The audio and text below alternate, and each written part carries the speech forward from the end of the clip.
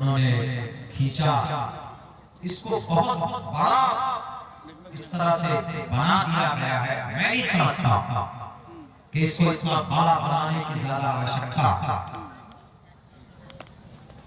हाँ, अगर वो मुस्लिम बेटी नकाब पहनकर गई है तो उसका फंडामेंटल राइट भी है और उसका शरीय अमल भी है, उसकी एक शियार है नकाब। इस्लाम में नकाब पहनना, पर्दे में रहना, ये शरीयत की तरफ से है।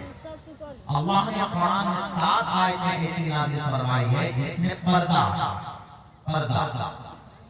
चेहरे का, हाथ का, पैर का, और अल्लाह ने कुरान में जो 7 आयतें नाज़िल फरमाई है पर्दे के लिए, उसका रीजन भी बताया। क्या, क्यों जी पर्दा करें? इसलिए कि उससे इज्जत महसूस होती है, उससे इज्जत की रक्षा होती है।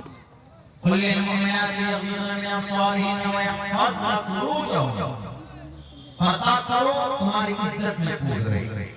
मर्द के लिए भी, सिर्फ औरत के लिए नहीं, मर्द के लिए भी अपने आप की पर्दा को निगाहें नीचे रखो, तुम्हारी इज्जत व आबरू की हिफाजत हो। कुरान में 7 आयतों का तकरीबन 17 हदीस है, इसीलिए उसको फॉलो करते हो। डॉक्टर मोहतरमा गई तो उसके साथ में खैर ये मामला, ये हरकत आया। तो ये सिर्फ पर्दा इस्लाम में नहीं, पर्दा हमारे शास्त्रों में भी हिंदू भाइयों के 2 मंत्र पढ़ता के हे जो ब्रह्मगतिस अधिपश्यस्तिनोपरि संतरापादकौ माते कौशलकौ। ए माँ, ए माताओं, समाज की बेटियों, जब तुम रास्ते में चलो तो तुम पैरों को मिलाकर चलो, और इसलिए पैरों को मिलाकर चलो ताकि उसके फाज़े की आवाज बाहर आए। इससे पता चलता है कि पर्दा तुम्हारी पिल्ली नजर नहीं आनी चाहिए। ये वैद का मतलब। अब प्रश्नोत्तरी में ये है, यत्र नार्यस्तु पूजन्ते रमन्ते तत्र देवता। जिस समाज में, जिस गांव में, जिस सूबे में, जिस घर में, जिस जिले में बेटी की इज्जत होती है, वहां पर ईश्वर की कृपा होती है। यत्र नार्यस्तु, जिस घर में बेटी बसती है, रहते हैं, बेटी, हिंदू मुसलमान छोड़िए, बेटी हिंदू की हो या मुसलमान की हो, यत्र नार्यस्तु पूजन्ते, पूजन्ते का मतलब उसकी इज्जत। जिस घर में बेटी है उसकी इज्जत होती। रमन्ते तत्र देवता, ईश्वर की कृपा बस जाती है वहां पर। ईश्वर तत्र तास्तु न पूजन्ते न रमन्ते न तत्र देवता। और जिस घर में बेटी की इज्जत ही ना हो, ईश्वर की कृपा नहीं। अब मिसाल के तौर पर ये सूबे बिहार के अंदर, वो उसके लिए भले वो बंगाल की बेटी है, पूरे मुल्क की बात है, पूरे मुल्क के अंदर में अब उसकी अगर इज्जत नहीं हुई, बेइज्जती अगर उसकी की गई है, तो ईश्वर की कृपा नहीं होगी। इस मंत्र में खुले लफ्जों में कहा गया। तो मैंने कल भी ये बात अपनी तकरीर में कहते हुए कहा कि मिस्टर सीएम साहब, अगर ये सिर्फ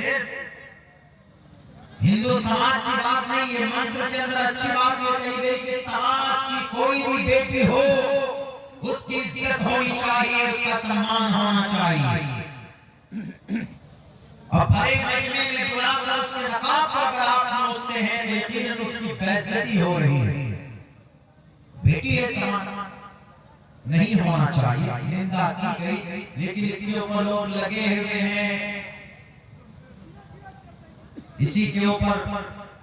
अब फिर उनकी क्या सूरत हाल है, किस स्टेज पर है, वो सिचुएशन क्या है, ये लोग खुद ही समझते हैं। लेकिन पर्दा इस्लाम में जरूरी है। वही पर्दा मिस्टर नीतीश कुमार जी के ईश्वरीय ग्रंथ में भी है। बेटी का सम्मान करो, बेटी को इज्जत दो। सिर्फ वही नहीं, हमारे समाज में कितने नौजवान ऐसे हैं जो कितनी बेटियों के दुपट्टे को नोचते हैं और उनकी इज्जत व आबरू को तार-तार करते हैं। उस पर भी बात होनी चाहिए। हर 45 सेकंड के अंदर, हर 45 सेकंड में 45 सेकंड की बात कर रहा हूं, हमारे मुल्क हिंदुस्तान के अंदर हर 45 सेकंड के अंदर एक बच्चे का रेप होता। इस पर क्यों नहीं बात की जाती? इस पर भी बात होनी चाहिए। और पर्दा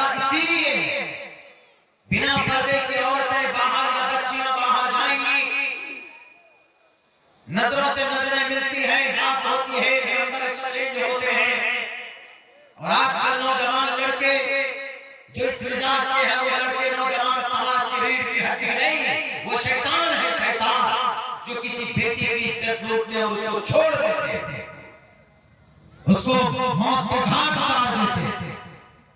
शायद आप लोगों को नहीं मालूम हो, 23 लड़कों ने मिलकर अभी बनारस के अंदर एक बेटी को ड्रग देकर उसको नशा की दवाई दे देकर 7 दिन के 23 नौजवानों ने उसकी इज्जत को आबरू लूटी।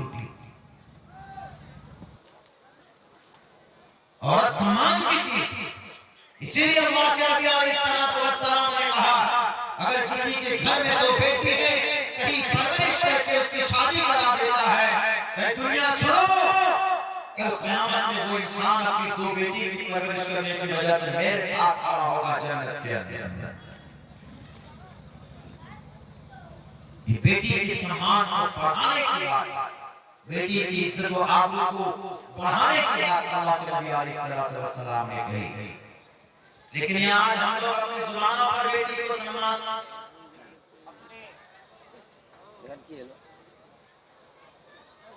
अपनी तकरीरों में बस बेटी का सम्मान होना चाहिए, बेटी की इज्जत होनी चाहिए। बढ़ते हुए तलाक,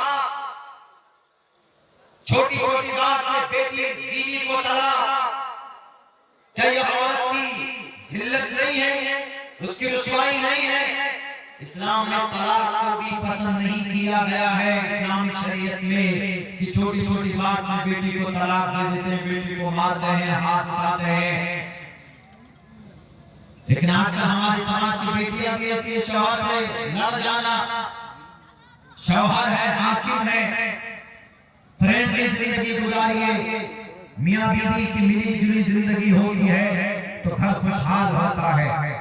बहुत सारी बातें ऐसी है जिस पर बातें तकरीबन बहुत दिन से चल रही है, लेकिन ये 2 चीजें मैंने सोचा कि दोनों टॉपिक के ऊपर शरीयत एतबार से, धार्मिक एतबार से इसका क्या मकाम, क्या मायार है, आपके सामने पेश की जाए। तो ये दोनों बातें मैंने आपके सामने रखी हैं। मुसलमानों, पहला काम तो ये कीजिए कि आप अपनी मस्जिदों को आबाद कीजिए, मस्जिद बनाने के साथ साथ। दूसरे नंबर पर एक काम ये कीजिए, अपने अमल को सुधारिए,